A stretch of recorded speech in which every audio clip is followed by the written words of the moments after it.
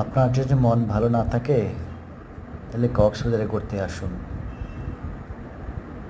মনও ভালো থাকবে, মনে প্রশান্তি থাকবে,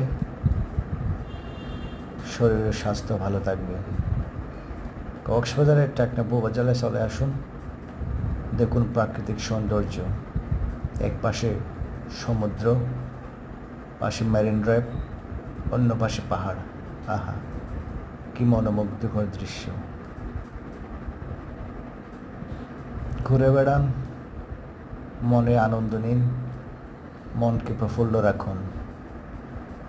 সব সময় সারাক্ষণ নিজেকে সতেজ রাখুন। যে এলাকায় মানুষ হাজার হাজার টাকা খরচ করে ঘুরতে আসে, মনকে প্রশান্তি দিতে আসে, ভাগ্যক্রমে আমার কর্মস্থলী হয়েছে টেকনাফে।